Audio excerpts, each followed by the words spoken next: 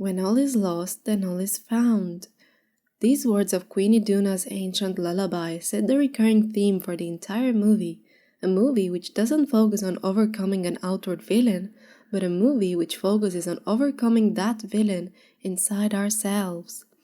As we follow Elsa and Anna throughout their journeys, we see them both lose all that was most dear to them, but find something even more valuable along their way.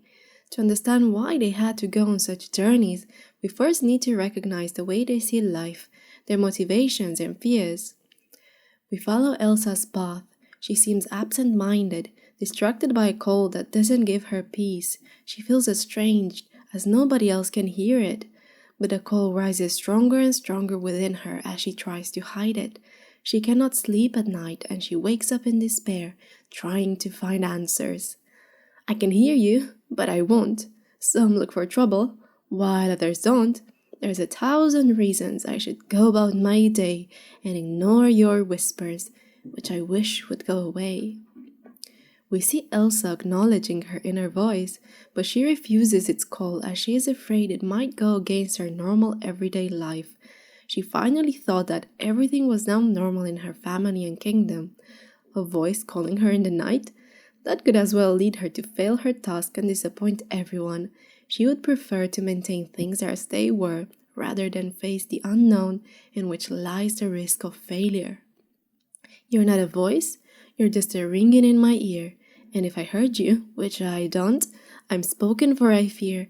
Everyone I ever loved is here within these walls. I'm sorry, sacred siren, but I'm blocking out your calls.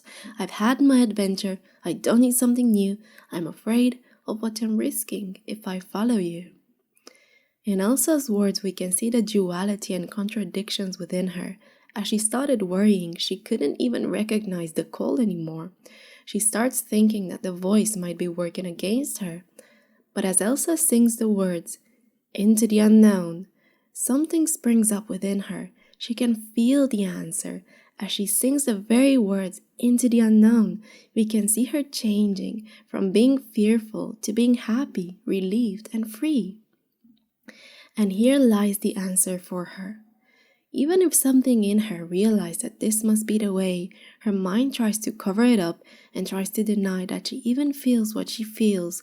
But yet, as she had that freedom for a few seconds, she changed her attitude. She now acknowledges the voice and in all honesty says what she feels, no longer covering up her worries with a false image of confidence. What do you want? 'Cause you've been keeping me awake. Are you here to distract me so I make a big mistake? She is now courageous enough to ask the questions which she bottled up inside. She finally admits that she doesn't feel like she belongs in this world. Or are you someone out there that's a little bit like me, who knows deep down I'm not where I'm meant to be? Elsa realizes that in the end she is afraid of who she is, as she doesn't really know her identity. She is afraid of this unknown, and yet she has to dive into it to find out the truth. And this longing to find out the truth was the one guiding her, and it was stronger than her fear. Every day is a little harder as I feel my powers grow. Don't you know there's part of me that longs to go into the unknown? Admitting that she really wants to go into the unknown, she realizes that her real voice was the one which made her feel truly free, and she is now asking it for help. She wants answers. She wants to find out where she belongs. Are you out there? Do you know me? Can you hear me? Can you show me? Where are you going? Don't leave me alone. How do I follow you into the unknown? After her last cry for help, she gets an unexpected answer. The water runs out, the wind rushes her, the fire is out, and the earth quakes. Her kingdom is now in danger, and her fears came true. Now they know. But yet, in the midst of all this, the voice seems to tell her that she is on the right path. That's what happens when you want to change something. Everything seems to fall apart and go against you. But is it really? In Elsa's case, we will find out later what the elements were telling her. Later in her journey, Elsa decides that she must find the river of memory which her mother sang about. She goes there to find the answer on how to free the enchanted forest, but something deeper is driving her there. She wants to find out who she is. She can sense that the river knows the answers to all her burning questions. On her way there, she encounters a dark and stormy sea, the most dangerous sea in the world, and yet she dares to face it. Her longing was stronger than this raging sea. As she tries to fight the waves, she fails and fails again, and just when she thought she'd make it, a frightening creature pulls her down, a wild water horse, which pushes her deeper and deeper. Yet, at the last moment, when the horse almost killed her, she grabs him and tames the wild creature. With his help, she manages to cross the raging sea. The sea was the materialization of her fears. The water horse was the embodiment of that power which she could not control. After she almost got killed by the horse, she realized that she could not fight nor deny such power. She had to use it. She had to take the reins if she wanted to survive. By taming the power, working with it and not against it, Elsa finds calm and rides across the sea of fear which once almost drowned her. After taking the reins, she is now prepared to find out the truth and reach the river of memory. As she arrives there, she notices that the river is a glacier, frozen water, which bursts from that point across the whole globe, a source of water, energy, and life. As Elsa enters the frozen cave, she feels a track to it, as if she always knew it. She finally feels like she is coming home. With the most caring voice, she asks for answers. She sings so gently as if she wouldn't want to scare the one she addresses. Show yourself. I'm dying to meet you. Show yourself. It's your turn. Are you the one I've been looking for all of my life? Show yourself. I'm ready to learn. As she was above her fears, Elsa became more gentle with herself, and this can also be seen in the way she addresses others. As she dives deeper into the frozen cave, she gains more confidence. The rhythm of her voice becomes alert and she starts running, overcoming all obstacles. Her longing becomes greater and greater. She starts to feel as if she is finally in the right place. I've never felt so certain. All my life I've been torn, but I'm here for a reason. Could it be the reason I was born? I have always been so different. Normal rules did not apply. Is this the day? Are you the way? I finally find out why. Now Elsa is as confident as she can be. She is convinced that she has found the place of her answers, and that's what happens when facing the truth. That inner voice calling aligns with thoughts, and clarity, conviction, and certainty arises. The voice inside finally feels as if it arrived home. Now nobody needed to tell Elsa that she is in the right place. She could recognize it herself. Show yourself. I'm no longer trembling. Here I am. I've come so far. You are the answer I've waited for all of my life. Oh, show yourself. Let me see who you are. As her call reaches her strongest longing, she enters an empty and dark place where she looks like a shimmering light. There she can see the 4 elements which she felt connected to throughout her journey. All 4 of them merge into something which looks like an equal armed cross, the truth. As she beholds it, she feels drawn to step inside it. As she steps inside the truth, she is filled by a flow of power. An image of her mother appears as a part of the inner voice calling Elsa. The mother sings, "Come, my darling, homeward bound," and Elsa answers, "I am found," instead of "when all is lost, then all is found." She now understood what that all meant for her. For her, it meant her identity, being conscious of what she is and what she can do. Show yourself, step into your power, grow yourself into something new. You are the one you've been waiting for all of your life. Her garment changes into the most beautiful clear white as she gains clarity about her place in the world. With that realization, she now grew into something new, and her outward covering changed with her. There and then, Elsa understands without words. She was the 5th element, the bridge between the spirit world and the physical world. She now knew her place and her goal. Her frozen powers were much more than just playing with elements. Frozen is not about ice. It shows us what makes us human, our spirit. Elsa stood in the center of the elements with a guiding influence. Her thoughts could form shapes, her emotions could freeze entire kingdoms, her love could melt away all the disaster she has done. Now she truly understands, just like she grasped long before when she sung Let It Go. My power flurries through the air into the ground, my soul is spiraling in frozen fractals all around, and one thought crystallizes like an icy blast. She didn't just freeze water, her power was materializing her volition, thought, emotions through forms which are truly visible. The water is a symbol of life, of everything that is living.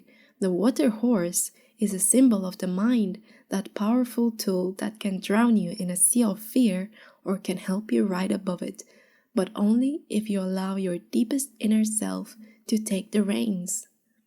The frozen river of memory is the book of life, which recalls every living happening.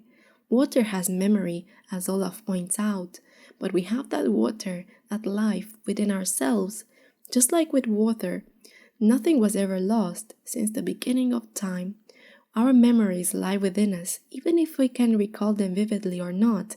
Experiences make up who we are, and that which we truly lived was never lost in our book of life, the book of our spirit. The last line of Show Yourself is, "You are the one you've been waiting for all of your life." This shows us the difference between living in a state of waiting and living in a state of being and doing. When we no longer wait for outer things to happen in order for us to be happy, then that which is inside us unfolds, our spirit unfolds, it shows itself. An undreamed power comes to us just like with Elsa. On a parallel path, we follow Anna's transformation. A discussion with Olaf shows the reason for the journey she must take. Olaf says, "Oh, how I wish this could last forever, and yet change mocks us with her beauty. Tell me, you are older and docile knowing, do you ever worry about the notion that nothing is permanent?" Anna responds, "No." We then find out that Anna does not worry about these important things as she is surrounded by everyone she loves and she feels happy and safe this way. In this environment, for her, it is easy to say some things never change, just like I'm holding on tight to you. As we follow her journey to the enchanted forest, we see her worldview being crushed by unforeseen events, the death of the one person she loved the most, her beloved sister. As she realizes what happened, Anna's reality is changed forever. She faces the one thing she fears the most. She is now truly alone. She does not have somebody to live for, nobody to hold on tight to. Everything changed for her now. "I follow you around, I always have, but you've gone to a place I cannot find. This grief has a gravity, it pulls me down. Can there be a day beyond this night? I don't know anymore what is true. I can't find my direction, I'm all alone. The only star that guided me was you. How to rise from the floor, but it's not you I'm rising for." Anna now faces her dark night of the soul, in a cave with no light which embodies her grief. This is the lowest point she could ever reach, and now she has to rise from the floor and find motivation within herself, not outwardly. Everything in her life died along with Elsa, everything she ever believed, and in her cries of despair, a tiny voice whispers to her that she must do the next right thing. Just do the next right thing. Take a step again. It is all that I can to do. The next right thing. I won't look too far ahead.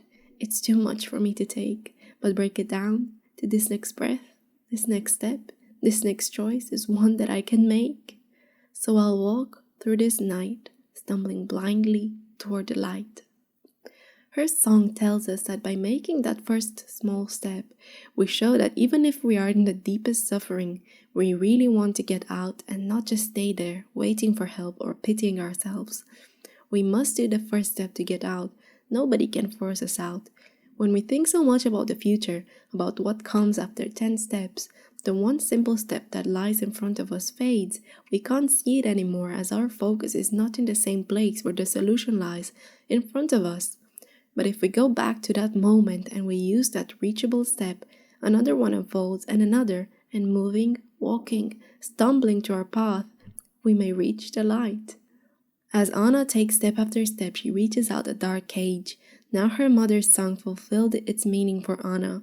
When all is lost, then all is found. She did not only lose her sister, she lost all the meaning of her life, and she realized that even without those around her, life still goes on for her. As she lost everything, there is nothing to lose anymore, so now she can act and do the right thing. If before she would scream at the thought of death, now she risks her life to do what she knows deep inside is right. She must take down the dam her ancestors had built. She now saw that the only thing she can do is the next right thing, no longer thinking of the future or the past, and out of this state, undreamed power and courage came to her. Ever since the elder king of Arendelle built a dam to hold the waters from the enchanted forest, the elementals were unhappy as it threatened their environment. If the dam was removed, it would have submerged Elsa's kingdom underwater. That is why, in the beginning, the elementals drew all the people away from Arendelle through natural disasters. They rushed them out, as Elsa had the volition to undo what was done in the past, and people would have been in danger of drowning. The apparent catastrophe was a means of protection, but many times it happens that when a catastrophe hits us, we cannot see the meaning and help it actually brings to us. As Anna proceeds with this most altruistic and courageous act of freeing the forest, she finds out that in the end her sister lived, and her land was spared the flood. This seemed unbelievable. Everything she thought she'd lost was again restored, and this happened because in the end she did lose something. She lost what she really clung to. She lost her old self, and she could now stand on her own feet. And when we change ourselves and act in an honest, courageous, and altruistic manner, we will see that things around us will start to change as well. We may then realize that things which we thought to be lost forever were never gone. The change inside is the one and only change which can impact the things around us. But sometimes we build a dam which does not allow the water to flow freely. You might think that the water would threaten our kingdom, our wishes, or ideas. On the surface it may seem so, but in the end, letting the water flow would have been a relief, an advantage for ourselves.